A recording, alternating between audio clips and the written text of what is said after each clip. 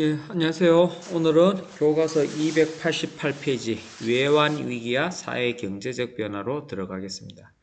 여러분들 IMF 국제통화기금에 우리나라가 1997년 연말에 외환 위기 상황을 겪었고 그로 인해서 IMF 국제통화기금으로부터 구제금융을 신청한 적이 있다고 여러분들 태어나기 전이죠. 많이 들어봤을 겁니다. 그로 인해서 여기 98년부터 1월부터 4월까지 금모으기 운동이라고 하는 전 세계에서 상당히 좀 관심을 보였던 운동이죠. 국민들이 국가를 위해서 금을 내놓는 자발적인 이렇게 모금 운동도 일어났습니다. 220톤 이상의 금으로 그 당시 외환 위기를 극복하는데 큰 도움이 되었죠.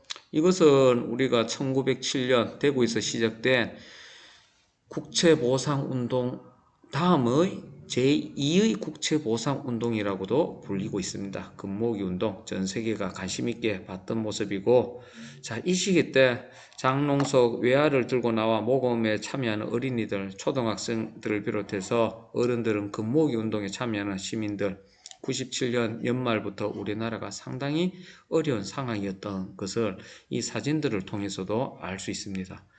그리고 289쪽을 한번 들어가 보겠습니다. 세계화에 따라 한국 경제가 변화하다 내용을 보면 우루과이 라운드 협상이 타결되고 우루과이 라운드 협상은 여러분들 앞에서 한번 들어봤을 겁니다. 다자간 무역협상 1986년부터 우리나라도 신흥공업국으로서 상당히 급속한 경제 발전을 하고 있는 중에 이제 우루과이 라운드 협상 대상국이 되었습니다. 그때부터 우리나라가 좀 보호를 받고 있던 농산품 시장 중에서 쌀 시장에 대한 개방 논의가 외국으로부터 이제 우리 쌀 시장을 개방하라는 압박이 들어오기 시작하죠. 그래서 우리 농민들과 시민들은 쌀 시장 개방에 반대하는 목소리를 내고 우루과이 라운드 재협상과 비준 거부, 대통령이 협상 무효 선언과 이행계획서 제출 중단을 요구하며 시위가 벌어졌습니다. 94년도에도 이때 우루과이 라운드에 반대하는 시위가 상당히 거셌죠. 어찌됐든 우리나라도 급속한 경제 성장을 통해서 경제가 발전하는 와중에 이제 우리나라도 본격적으로 세계 경제 시장 무대에 뛰어들게 됨으로써 시장 개방에 대한 압박은 이제 피할 수 없게 되었습니다. 내용을 한번 살펴보겠습니다.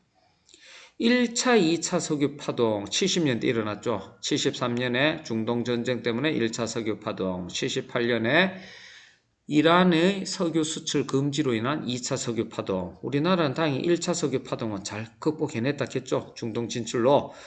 이런 경제적 어려움을 맞은 선진 자본주의 국가들은 섬유, 철강, 금융, 지적 재산권 등 개발도상국의 이해를 좌우하는 분야를 포함하여 전면적 시장 개방을 논의했다. 일단은 선진국들에 의해서 우리나라 같은 경우는 그 당시 신흥개발도상국이었습니다. 이 과정에서 1993년 우리나라는 우루과이 라운드가 결국 타결되었습니다.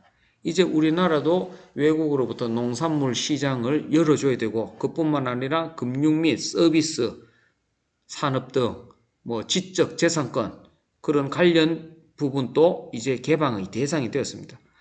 우루과이 라운드가 93년에 타결됐고 95년에 관세 및 무역에 관한 일반 협정, 가트 체제를 흡수 통합한 여러분들 많이 들어봤을 겁니다. WTO라고 자유무역을 확대한 회원 간의 통상 분쟁을 해결하며 국가 간 교역을 촉진하기 위해 설립된 국제기구인데 WTO에서 WTO라고 많이 들어봤을 겁니다. 이제 국제세계무역기구의 줄임말이죠. WTO 체제가 출범하게 됐습니다. 95년부터 세계무역기구 WTO 체제가 출범하였다고 보면 되겠습니다. 세계무역기구 출범 이후 무역 장벽이 낮아지면서 국제 교역량이 증가했고 세계 자본시장은 통합되고 있었습니다.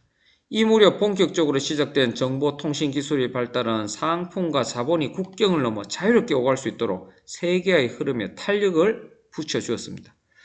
전 세계적으로 시장 개방 압력이 거세지는 가운데 한국 경제는 90년대 전반까지 성장을 지속하였습니다. 우리나라는 급속한 80년대 3조의 호황 기억나죠? 중반부터 저금리 잠깐 종이 친 다음에 하겠습니다.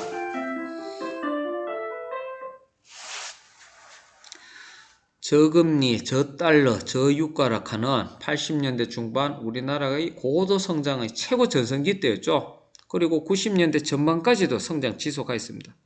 그러면서 우리나라는 세계적으로 전자통신산업 위주로 반도체 수출이 급증하였고 여러 기업도 이제 러시아, 중국, 동유럽 이때 노태우 대통령 때 우리가 북방 외교를 맺었던 공산권 국가들까지도 활발하게 진출하게 됐습니다. 정부는 상품과 자본시장을 개방하여 세계화를 추진하였고 공기업 민영화, 금융규제 완화, 경제협력개발기구 OECD 가입 등 신자유 정책을 피게 됐습니다.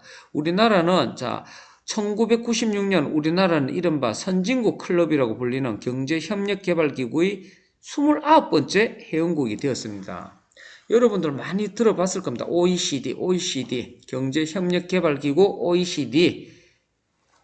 실제로 여기 OECD에 가입했다 하는 것만 봐도 우리나라는 이제 경제적으로는 어느 정도 선진국의 반열에 올랐다고 봐도 될 것입니다.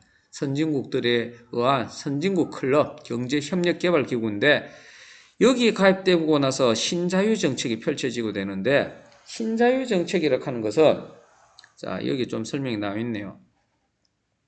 1929년 미국에 대공황이 일어났죠.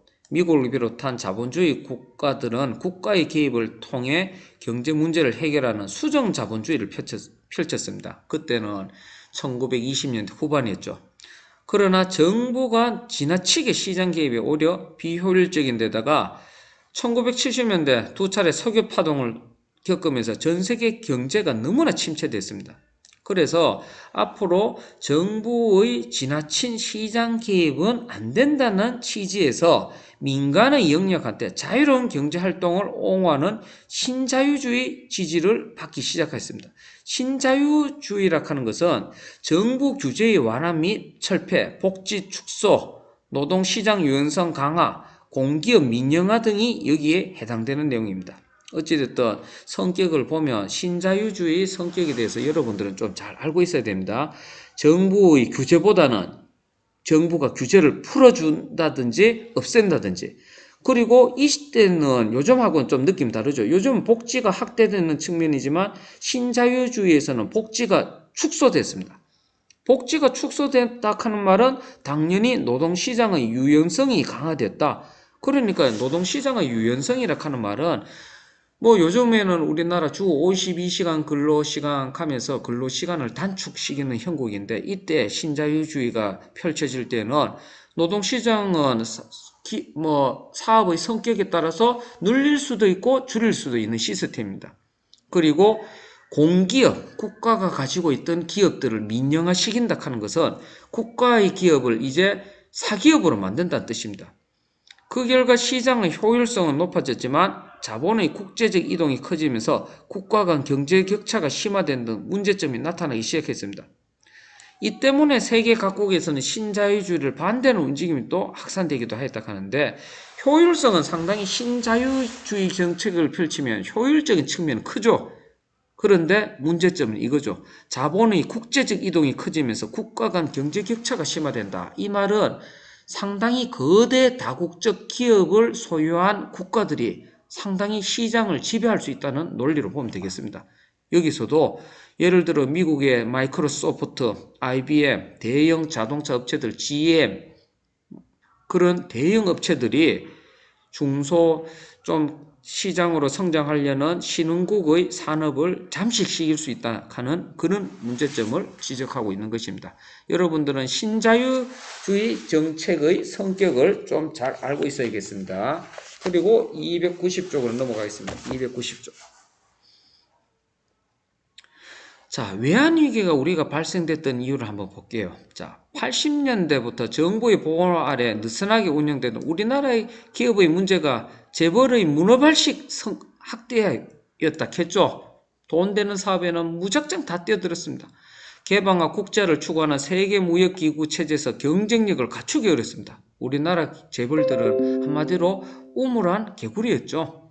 경쟁력을 갖추기 어려워졌고 급격한 시장 자율화와 경제 개방 속에서 대기업은 은행 자금을 무분별하게 빌려 사업을 확장했습니다.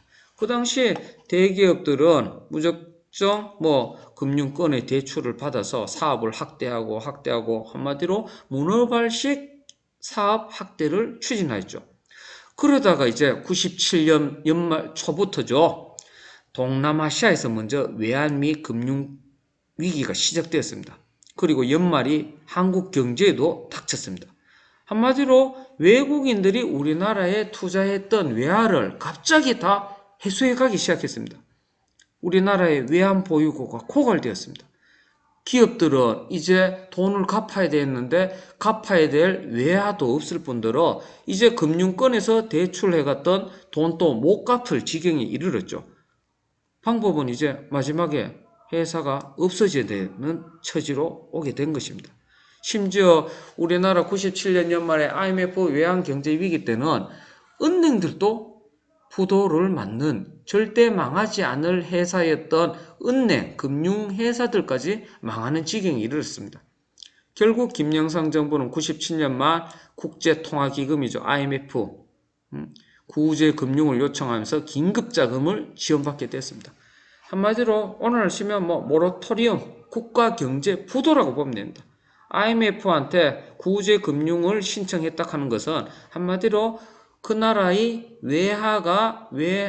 외환 보유고가 거의 제로, 국가 외환 보유고가 부도가 났다고 보면 될 것입니다. 외환 위기를 극복했던 이유는 여러분들 97년 말, 안 그래도 그때 쌤하고 지난 시간에 대선 바뀌는 과정 살펴봤죠? 그때부터 이제 97년 연말에 김대중 대통령이 당선되었고 98년부터 우리나라는 노사정위원회를 비롯해서 외환위기 극복에 더욱 힘을 쏟게 되었죠. 김대중 정부가 98년부터 강도 높은 구조조정이라고 하는 것은 회사의 인력들을 조정하고 사업을 축소하고 결국 외국 자본 유치에 힘썼습니다. 그때 우리나라 자동차 회사들이 외국한테 많이 넘어갔죠. 대우자동차가 GM에, 그 다음에 삼성자동차가 르노에, 부실기업과 은행을 통폐합하면서 외국에 매각하였고 공적 자금을 투입하여 부실금융기관을 정상화했습니다.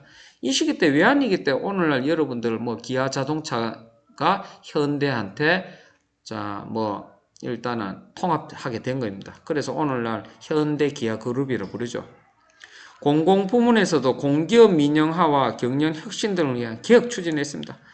노동부문에서도 노사정위원회, 일단은 여기서도 노사정위원회라고 하는 것은 노동자, 사라고 하는 것은 기업 측, 그 다음에 정은 정부를 뜻하죠.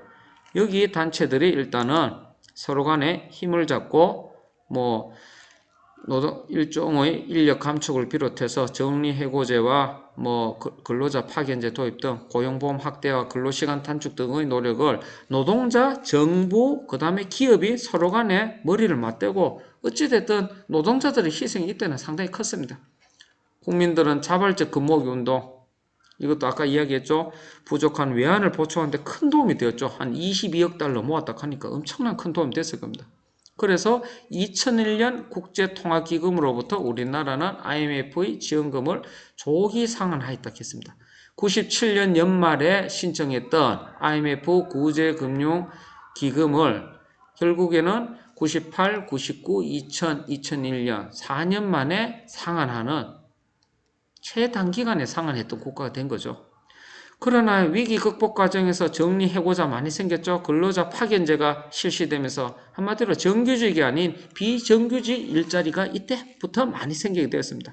노동자들이 대량 해고되고 또한 많은 자영업자가 도산하면서 중산층의 비중이 낮아지는 결과를 갖고 오게 되었죠. IMF 위기 때. 그래서 어찌됐든 우리나라는 IMF 위기를 상당히 잘 극복했습니다. 오늘날의 한국 경제를 한번 보겠습니다. 2000년대 들어 자유무역이 전 세계에 확산됨에 따라 국가가 무역 장벽이 낮아지고 상품, 노동, 자본 등 여러 분야의 이동이 쉬워졌습니다. 그래서 우리나라는 2004년 칠레를 시작으로 미국, 유럽연합, EU, 중국 등과의 자유무역협정 FTA를 이때부터 이제 체결하게 됩니다. 이제 FTA라고 하는 것은 국가와 국가 간의 자유로운 무역협정을 말합니다. 국가와 국가 간의 자유로운 무역협정을 말하는 거죠. 우리나라의 강점은 당연히 반도체를 비롯해서 액정, LCD, 자동차, 철강, 석유화학 등 세계적으로 경쟁력을 가진 산업들이 약진을 보였죠. FTA 덕을 우리나라는 IT, 첨단 IT, 반도체를 비롯한 IT 분야에서 크게 보게 되었습니다.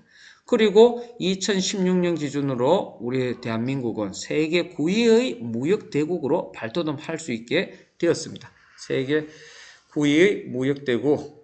FTA는 일단 노무현 정부를 비롯해서 이명박 정부 때 FTA가 가장 활성화되었죠. 국가 간의 자유무역협정이 체결됐습니다. 앞으로 이제 우리나라 무역의 과제를 보면, 자, 2007년 이명박 정부 때 미국의 서민주택담보 파산 사태와 2009년 세계 경제, 그리스 재정위기로 국제 경기가 악화되었죠.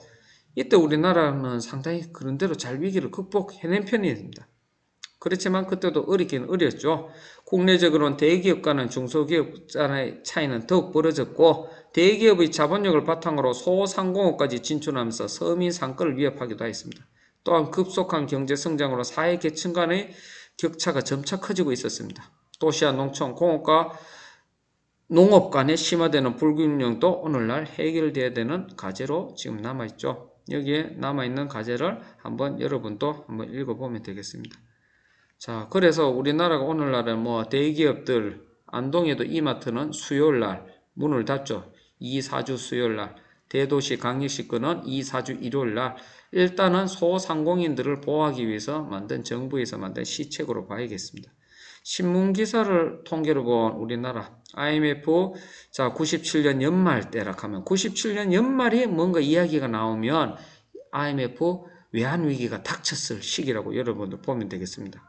97년 이 시기 때 전부 다 우리나라의 경제 상황을 알려볼 수 있는 그 시기 때 많은 학생들이 학업을 포기하고 군대에 관련한 학생들이 너무나 많이 몰려서 군 입대도 어렸던 시기였습니다. 그만큼 부모님의 어려움을 도와주고자 일단은 학비의 부담을 들어주고 군에 들어갈 자원에서 빨리 군대에 입대하려는 학생들이 상당히 많았던 그 시기죠. 경제난에 가정불화, 취업 학비난에 차라리 군에 가자.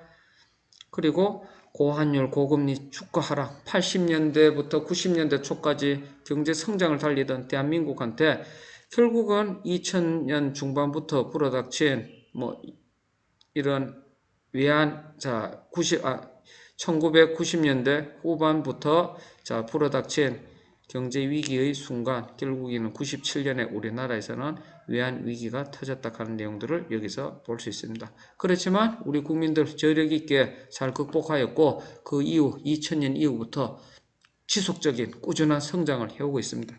여기까지 내용들 한번 잘 살펴보고 여러분들은 신자유주의 경제정책의 특징에 대해서 좀 여러분들 잘 살펴봐둬야 되겠습니다. 신자유주의 경제정책의 특징 아까 선생님이 설명을 다 하였고 여러분들도 책을 다시 한번 읽으면서 정리를 해놓기 바라겠습니다. 이상입니다.